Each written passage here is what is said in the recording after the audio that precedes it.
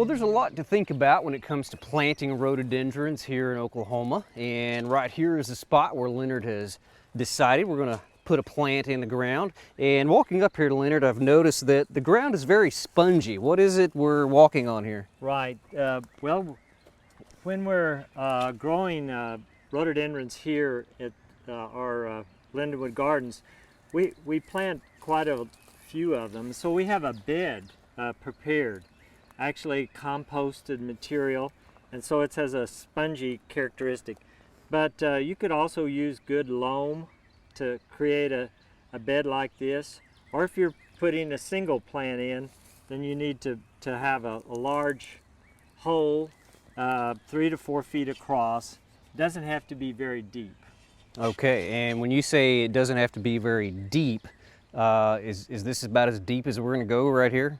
Well, actually, if you're creating a bed like this, we dig down into the topsoil about 8 inches and then apply the pine bark or compost to the hole. And so now we want to firm that up by stamping on that. We do not want this plant to go down as the soil settles? Yes. Okay. So we want to tamp this down. Now, it's so highly organic that what will happen as this decomposes, the plant will actually drop. Okay. So we want to start out prematurely with a fairly raised bed. Okay, well, you got all this organic material, and I also noticed some just pine bark right here, and you've worked that in. Is there a reason for the pine bark? Yeah, the pine bark has a chemical in it. It's called a phenolic compound that suppresses the soil fungus we get in the south. And so fine ground pine bark is very important when you're planting rhododendrons in the south. And we use it about 50% in our rooting mix. Okay.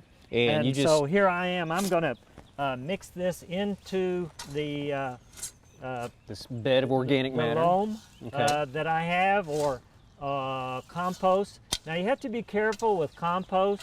If you've added lime to the compost, then you do not want to use that type of compost. Just the type that you have not added lime to. Okay, we want it acidic. Yeah, we're under the pH is 5.5 here, and we're under pine trees, which is ideal location. It gives it some winter protection.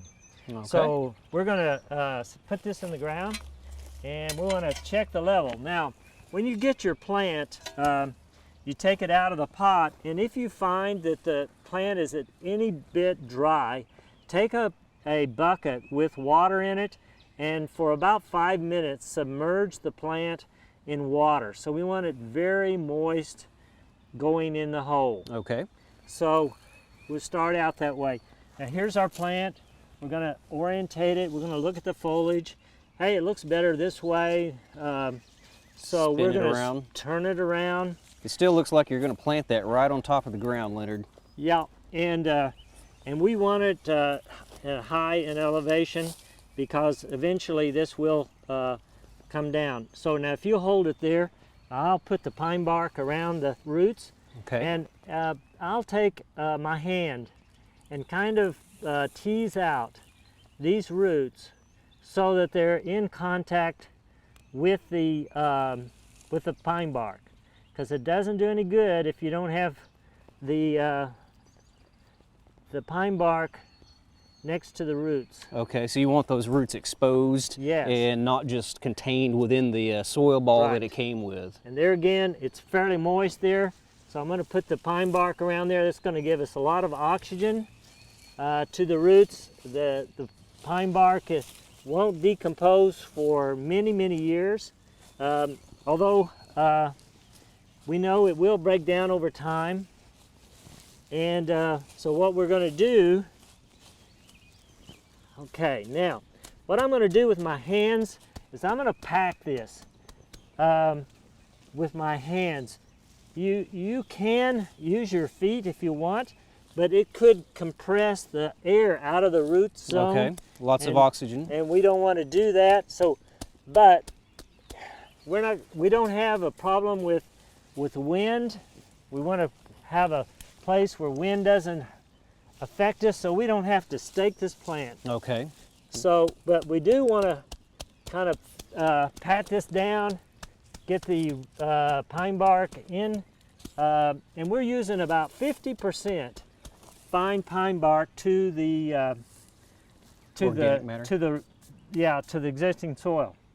Then we want to find the top of the plant here, and then we want to add exactly 2 inches of pine bark to that. You don't want to get too much, and he has the pine bark right here. We'll put this all around about 2 inches deep, and each year we're going to come back with a half of a bag, which is 3 cubic feet, and mulch this plant each year. And this is very acid. If you have a pH that's around 7 in your yard, then you want to be above ground. You want to mix this with your existing soil, and then you want to plant on top of that in good loam with or compost with half pine bark. Okay. So now we've got it mulched at least 2 inches. If it washes away, you certainly want to add it back. You want to create a dam, something that will prevent it from washing away. Okay, like a little well maybe or something like that. Something so that if you're on a hill where water runs through, you want to make sure it diverts away from that. You want to keep that there. The root zone has to stay cool. All right. And you do that with mulching and with high shade or the shade of a house. Okay, and you have a specific way you like to, irrigation system you like to water your rhododendrons Here at with? Lindenwood, we just have a black pipe that's laying on top of the ground, which we've covered with mulch. And then we have a little emitter, puts out about 1 gallon a minute, and we run it for 45 minutes each day here during the dry seasons.